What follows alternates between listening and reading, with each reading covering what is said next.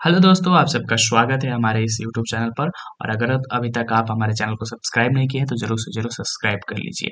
देखिए, चारों तरफ एआई का यूज़ हो रहा है, एआई इंटेलिजेंस का यूज़ किया जा रहा है और अपने काम को आसान किया जा रहा है। आज के इस वीडियो में हम लोग सीखेंगे कि हम लोग किस तरह से एक अपना एडवांस पीवाईक्यू क्वेश्चन बैंक बनाएंगे, जो कि इंटेलिजेंट होगा, ठीक है? यानी कि प्रीलिम्स के क्वेश्चन जो प्रीवियस ईयर कोई क्वेश्चंस हैं उसके बेस पर हम लोग एक एआई मॉडल डिजाइन करने वाले हैं, ठीक है? हम कह सकते हैं कि एक हमारा एडवांस जो क्वेश्चन बैंक होगा वो इस वीडियो में हम लोग तैयार करेंगे। इसके लिए हमें क्या चाहिए? सबसे पहले चाहिए हमें प्रीलिम्स के क्वेश्चन पेपर, ठीक है? जिसको आप इस तरह से डाउनलोड करके रख लेंगे, ठीक है? अपने फाइल में मैं यहाँ पर डाउनलोड करके रख लिया हूँ, ठीक है? जैसा कि आप देखेंगे कि मेरे पास 2011 के क्वेश्चन सेट हैं, ठीक है? 2012, 13, 2011 से लेकर के 2025 तक के क्वेश्चन सेट हैं, ठीक है? तो आपके पास ये होने चाहिए। इसको डाउनलोड करना बहुत ही आसान है। आप यूपीएससी की वेबसाइट पर जाइए, वहाँ पर आपको मिल जाएगा, ठीक है? वहाँ से आप डाउनलोड कर सकते हैं, ठीक है? तो यहाँ पर जो हम लोग आप डाउनलोड जब कर लीजिएगा, आपके पास इस तरह से आपको एक फाइल बनाना होगा। फाइल बना करके आप सारे क्वेश्चंस को सेव कर लीजिएगा, मतलब पीडीएफ को सेव कर लेना है, ठीक है? अब इसके बाद हमें जो करना है वो मैं आपको बताता हूँ कि हम किस तरह से एक प्रीलिम्स के लिए एक एडवांस हम कह सकते हैं कि एक इंटेलिजेंट क्वेश्चन बैंक बनाएंगे, जो हमें हमारे सवालों का जवाब देगा। हम उससे जो है अपने क्वेश्चन का विश्लेषण करा सकते हैं कि प्रीवियस ईयर में किस तरह के ट्रेंड थे, ये जान सकते हैं कौन कौन से थीम पर एग्जाम्स में सवाल पूछे जा रहे हैं और क्या ट्रेंड रहा है, यूपीएससी किस तरह के प्रीलिम्स में सवाल पूछ रहे हैं। ये सारी चीजें, ठीक है, हम लोग यहाँ पर करके देखने वाले हैं और एक अपना एडवांस जो है क्वेश्चन बैंक बनाने वाले हैं एआई के मदद से, एआई के हेल्प की मदद से, ठीक है? तो इसके लिए हमें जाना होगा अपने ब्राउजर पर। आप जो भी ब्राउजर यूज करना चाहते हैं कर लीजिए, ठीक है? चाहे आप क्रोम यूज कीजिए, चाहे कोई सा भी कर सकते हैं, ठीक है? यहाँ पर आपको सर्च करना है नोटबुक एलएम, ठीक है? यहाँ पर मैं नोटबुक एलएम सर्च करता हूँ, जो कि आप यहाँ पर नोटबुक एलएम आपको लिखना है, ठीक है? नोटबुक एलएम आप जब टाइप करेंगे तो आपके सामने एक वेबसाइट आएगा, आपको इसको लिख करके इंटर करना है।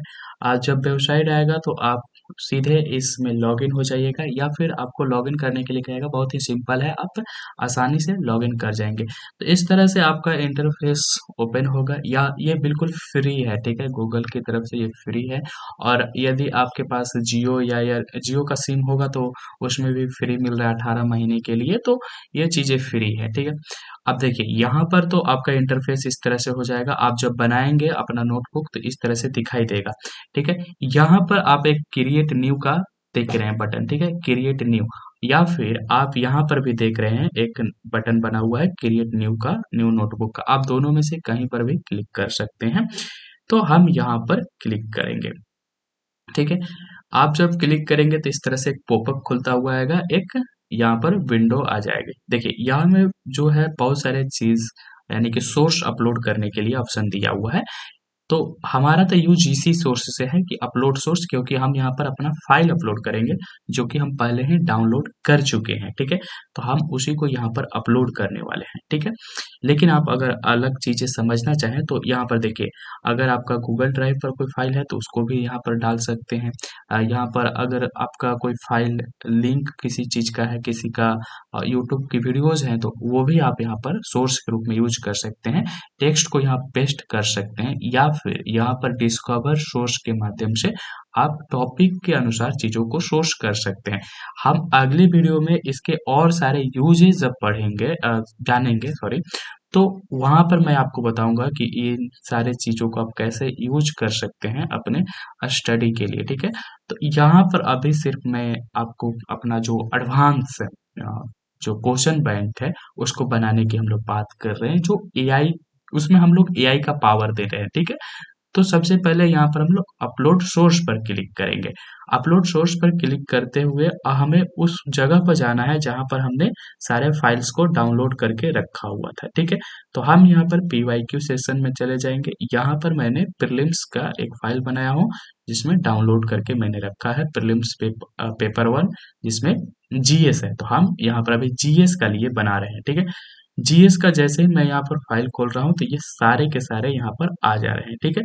तो आप इन सबको क्या करें, सेलेक्ट करें, ठीक है। इन सबको क्या करना है, हमें सेलेक्ट करना है। तो हम यहाँ पर इन सबको सेलेक्ट कर लेते हैं, ठीक है। इन सबको क्या कर लिए, सेलेक्ट कर लिए। अब इन सबको सेलेक्ट करके यहाँ पर हमें क्या करना है, ओपन करना है, जो कि यहाँ से फिर ये फाइल जो है ऑटोमेटिक इसमें अपलोड हो जाएगी। तो हमें यहाँ पर सिर्फ ओपन पर क्लिक करना है और हमें थोड़ा सा इंतजार करना होगा, ठीक है। आपके पास जिस तरह से इंटरनेट कनेक्शन होगा जितना फास्ट, उतना ये फास्ट अपलोड कर लेगा, ठीक है। तो यहाँ पर ये आप देख रहे हैं ये प्रोसेसिंग हो रहा है, ठीक है। तब तक मैं कुछ चीजें यहाँ पर डिस्कस कर लेता हूँ। तो ये आपका मेन पैनल है जिसमें यहाँ पर आपको समरी लिख करके आ जाएगा, ठीक है। आपका समरी आएगा आपके सोर्स से रिलेटेड कि आपके सोर्स में क्या क्या है चीजें, ठीक है। इस तरफ आप देखेंगे तो स्टूडियो करके बना हुआ है, ठीक है। हालांकि अभी हम इसका यूज यहाँ पर उतना नहीं करने वाले हैं इस वीडियो में, लेकिन फिर भी अगर आप इसे देखेंगे ध्यान से तो इसमें कई सारे चीजें बने हुए हैं, जैसे कि ऑडियो ओवरव्यू। आप अपने सोर्स से का जो है ऑडियो के रूप में इसे सुन सकते हैं। वीडियो ओवरव्यू, वीडियो भी दिखा देख सकते हैं। माइंड मैप और रिपोर्ट्स, यहाँ पर माइंड मैप है, रिपोर्ट्स है, फ्लैश कार्ड जिसका यूज करके आप चीज़ों का रिवीजन कर सकते हैं बड़े आसानी से। क्यूज भी बना सकते हैं, ठीक है, अपने सोर्स से। मतलब अगर आपको प्रैक्टिस करना है तो आपको कहीं जाने की जरूरत नहीं है, बस इस क्यूज पर क्लिक कीजिएगा। आपका इसी सोर्स से जो हमारे पास पीवाईक्यू के ये पूरे फाइल्स हैं, इसी फाइल्स से ये क्वेश्चन डिजाइन करेगा और हमें देगा कि आप इस पर बनाओ, इस क्वेश्चंस को बनाओ, ठीक है। यहाँ पर इंफोग्राफिक्स है, जो आपका फाइल यहाँ पर होगा उसके अनुसार ये मतलब अगर आप पूछेंगे इसमें किसी भी स्पेशल चीज के बारे में तो वो एक बहुत अच्छा ही इंफोग्राफिक्स बना करके हमें दे देगा। यहाँ पर है स्लाइड डेस्क, ठीक है। इसमें जो है आप पीपीटी बना सकते हैं, ठीक है, प्रेजेंटेशन बना सकते हैं इसके माध्यम से, स्लाइड डेस्क। यहाँ पर है डाटा टेबल, ये टेबल जो है डाटा अगर इसमें है तो उसको डाटा को टेबल के फॉर्मेट में ये कन्वर्ट कर देगा, ठीक है। और रिलेटेड यहाँ पर अगर जैसे कि अगर आप पूछेंगे कि अ, पूरे प्रीलिम्स के क्वेश्चंस कितने हैं, ये सारी चीजें, जैसे अगर कोई डाटा से रिलेटेड अगर चीजें पूछेंगे तो इसमें आपका यहाँ पर आ जाएगा। जब आप इस पर डाटा पर क्लिक कीजिएगा तो यहाँ पर देखिए चूज लैंग्वेज कर रहा है, what information do you want to extract, क्या आप निकालना चाहते हैं इस टेबल के माध्यम से। तो ये सारी चीजें यहाँ पर आपको केवल यहाँ पर प्रॉम्प्ट लिखना है। देखिए अब हमारे पास यहाँ पर बन के ये एडवांस जो पीवाईक्यू का एक एडवांस क्वेश्चन बैंक बनकर तैयार हो गया, ठीक है। यहाँ पर हम लोगों ने टोटल 15 सोर्स अपलोड किए, यानी कि 15 साल का प्रीलिम्स के पेपर हमने इसे दे दिया। अब ये जो है एक तरह से हम कहें तो प्रीलिम्स का ये सब चीज जानता है कि यूपीएससी किस तरह के क्वेश्चन पूछते हैं, किस तरह के फ्रेम करता है, इसको अब सब चीज की जानकारी हो गई है, ठीक है। और इसके पास एक ऑफिशियल डाटा आप कह सकते हैं, तो ये अब गलतियां उतने ज्यादा नहीं करेगा, ठीक है। हालांकि इसमें कुछ कुछ गलतियां हो जाती है कभी कभी इससे, लेकिन फिर भी यहाँ पर देखिए अब यहाँ पर कुछ आपको सजेशन देखने को मिल रहे होंगे, ठीक है। ये जो आप देख रहे हैं ये आपको बता रहा है कि सिविल सेवा परीक्षा प्रारंभ परीक्षा 2015 सामान्य प्रश्न पत्र एक, यहाँ पर कह रहा है कि यह स्रोत 2013 की सिविल सेवा परीक्षा का एक आधिकारिक प्रश्न पत्र है। इसमें देखिए ये शुरू में ले लिया है, इसको आप एक बार रिफ्रेश करेंगे तो ये फिर से चीजों को क्या कर देगा, फिर से बढ़िया से इसको कर देगा। यहाँ पर आप देखेंगे कि डिफाइन योर कन्वर्सन, यहाँ पर आप गोल भी क्या डिसाइड कर सकते हैं, आप डिफॉल्ट रहने देंगे या लर्निंग गाइड चाहते हैं, क्या चाहते हैं, ठीक है। Choose your the response length, आप छोटा चाहते हैं रिस्पॉन्स या बड़ा रिस्पॉन्स चाहते हैं, तो हम यहाँ पर डिफॉल्ट पर ही रहने देते हैं, जैसी जरूरत होगी वैसा ये रिस्पॉन्स करेगा, ठीक है। अब देखिए यहाँ पर हमारे पास पूरा का पूरा सेट हो गया, ठीक है। अब हम क्या करेंगे, एक और यहाँ पर एआई का यूज करने वाले हैं, इसलिए क्योंकि हमें प्रॉम्प्ट लिखना यहाँ पर थोड़ा सा बेहतर तरीके से होगा। जितने बेहतर तरीके से आप प्रॉम्प्ट लिखेंगे उतना ही आप बेहतर तरीके से चीजों को निकाल सकते हैं। तो ये हमारा चैट जीपीटी यहाँ पर आ गया, ठीक है। अब इस चैट जीपीटी में आपको जो चीज चाहिए, आप जो चाहते हैं करना, उसको एक्सप्लेन कीजिए और इसको कहिए कि प्रॉम्प्ट लिख दे, तो ये बड़े ही आसानी से प्रॉम्प्ट लिख देता है। खैर, यहाँ पर आप देखेंगे कि कुछ हमें यहाँ पर सजेशन दिए गए हैं कि इस सामान्य अध्ययन प्रश्न पत्र में भारतीय राज्य व्यवस्था और शासन के कौन से विषय शामिल है। अब देखिए, ये चीजें एक बार मैं रिफ्रेश करता हूँ इसको। अ, ठीक है, फिर यहाँ पर हम लोग देखते हैं इसको कि ये क्या कह रहा है। हाँ, चलिए ये रिफ्रेश हो गया। अब देखिए, इस परीक्षा के लिए प्रश्न पत्र की संरचना और संचालन संबंधी निर्देश क्या है। ठीक है, गलत उत्तर देने पर उम्मीदवार के लिए दंड और मूल्यांकन की पद्धति क्या है। परीक्षा में पूछे गए बहुविकल्पीय प्रश्नों के मुख्य प्रमुख विषय और क्षेत्र क्या है। तो ये अगर मैं इससे जानना चाहता हूँ कि ठीक है, ये बताओ कि क्या है, तो ये पूरे सोर्स को पढ़ेगा और फिर हमें बताएगा। लेकिन अगर हम ये जानना चाहते हैं कि हिस्ट्री में जो सवाल पूछे जाते हैं, हिस्ट्री के सवाल, उसका नेचर क्या होता है, उसकी थीम क्या होता है, तो ये सारी चीजें जो है बड़े ही आसानी से हमें मिल जाएगा। बस यहाँ पर हमें क्या करना है, टाइप कर देना है।